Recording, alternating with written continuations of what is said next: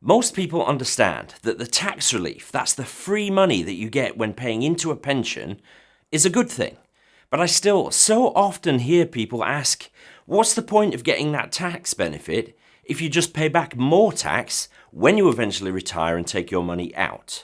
Well, let's let the maths do the talking, shall we?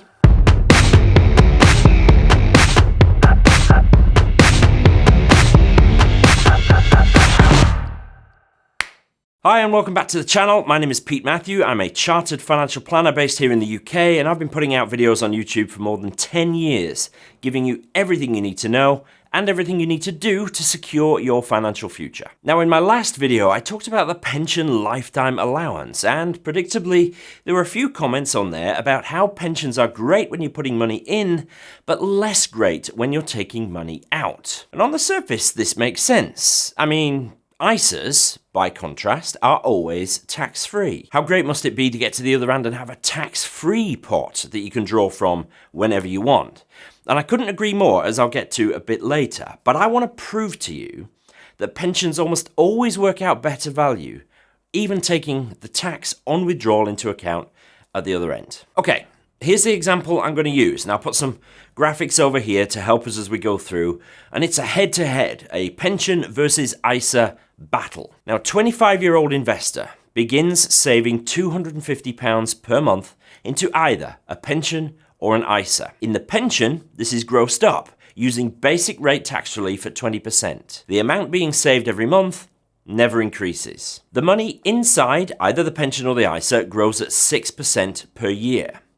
Now, at age 65, 40 years later, the investor stops contributing and starts withdrawing £750 per month. For the pension, I'm assuming that they crystallize the whole pot and they take zero tax-free cash, at least for now. And that makes the whole lot potentially taxable when drawn as income. And we're assuming that they want £750 per month to spend, right? Net of basic rate income tax. So they actually need to draw out £937.50 every month. And finally, I'm assuming no inflation, as that just makes the numbers a little bit difficult to get our heads around. And I'm also assuming no employer contribution going into the pension, just to try and make the two different accounts like for like. Okay, that's where we're going. Let's have a look at how it all stacks up. In this example, thanks to the tax relief and the compounding on that, at age 65, our investor would have £492,143 in their ISA, but £590,571 if they opted for a pension. So that's nearly 100 grand more in the pension at no extra cost to themselves. That's a very good start, I'm sure you'd agree. Now they start withdrawing £750 per month, and that's net in the case of the pension. So let's pick a date, maybe 15 years later, at age 80. Well, the ISA pot now is worth £1,005,300. The pension pot is worth £1,194,114. So that's pretty good. We've achieved a kind of critical mass whereby the amount that we're taking out is still not enough to reduce the value of either pot. And by the way, if you're thinking that the lifetime allowance would have been breached and the lifetime allowance charge paid by the pension at age 75, that actually wouldn't have been the case. Now finally, when they get to age 100, the ISA is worth £2,873,200. The pension, by then, is worth £3,391,019. So they're more than £500,000 better off in a pension. But actually it's better than that, because if we assume that they die at age 100 and that the ISA is subject to inheritance tax, we can reduce its value by 40% at that point, taking the ISA value down to a worst case, if it was all chargeable to inheritance tax, of £1,723,920. Well, that's a difference of £1.6 million to our fictional investors' family when they inherit. Now, in a minute, I'm going to try and flip it to try and make the ISA the better option. But before I do that, if this is useful, can I just ask you to hit the like button and subscribe if you're not already? Really helps to keep these videos visible so that they can help other people, and it's just so good for my ego. So, thank you. Okay, here's example number 2. What if we add an extra burden to the pension by doubling the withdrawal rate after age 65? Because if we have to take more money out net, then that means more tax payable. That will work the pension pot much harder, and surely that'll tip the balance in favour of the ISA. Well, maybe not. At age 65, the figures are the same as they were before, with the pension nearly £100,000 ahead.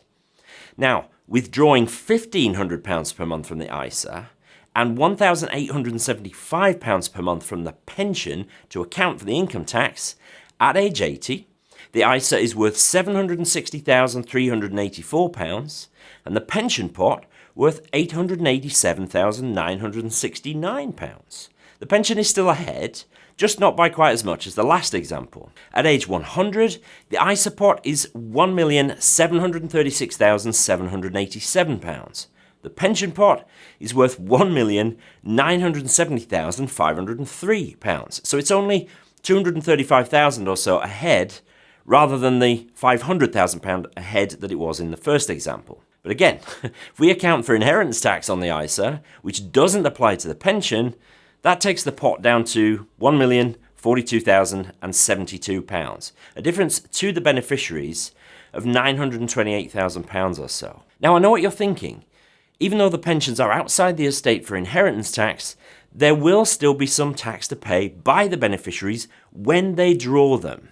But that depends on their tax circumstances. It does also depend when our investor dies, pre or post age 75. So I don't want to muddy the waters with that. I literally just want to look at the comparison between ISA and pension at different points in time, with all else being the same. Okay, example number 3. Clearly we're going to have to work even harder to tip the balance towards ISAs. So let's take our previous example and assume everything drawn from the pension after age 65 is actually taxed at the higher rate of 40% income tax. Surely that's going to make a huge difference. Well, yes, it does, because in order to get the £1,500 net per month, we're going to need to draw £2,500 per month and pay £1,000 in income tax every single month. Now, at age 80, this leaves the ISA worth £760,384 again, and the pension worth £683,873. Finally, the ISA is £80,000 ahead.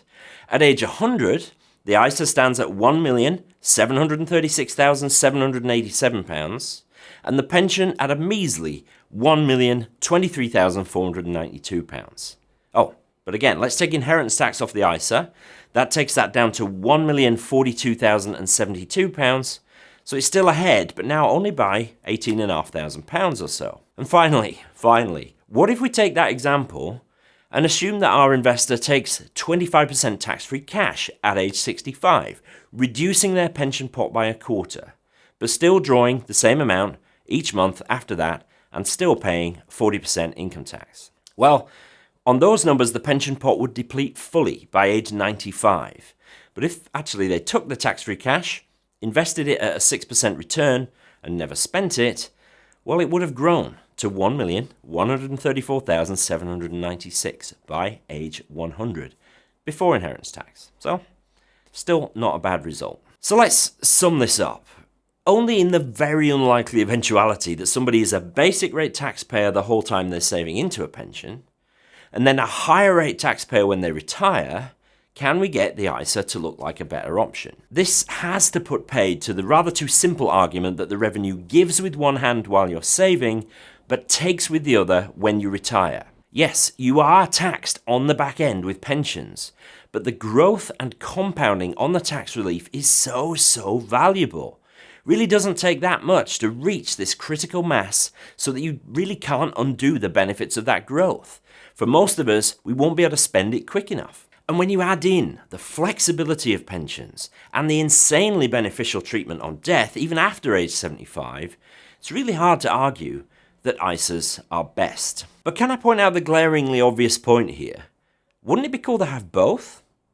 Clearly, there are serious benefits to both the ISA and pension regimes.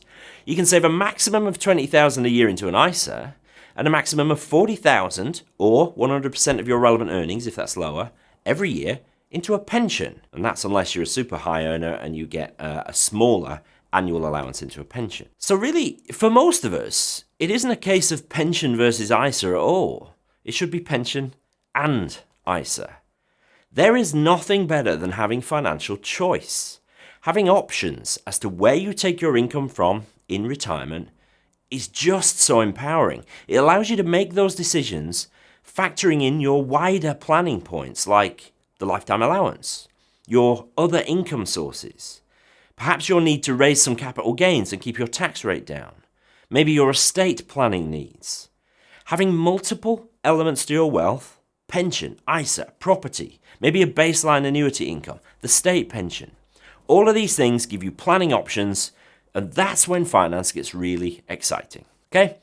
Hope that was useful and interesting. If it was, you know what to do. Hit the like button, subscribe if you're not already.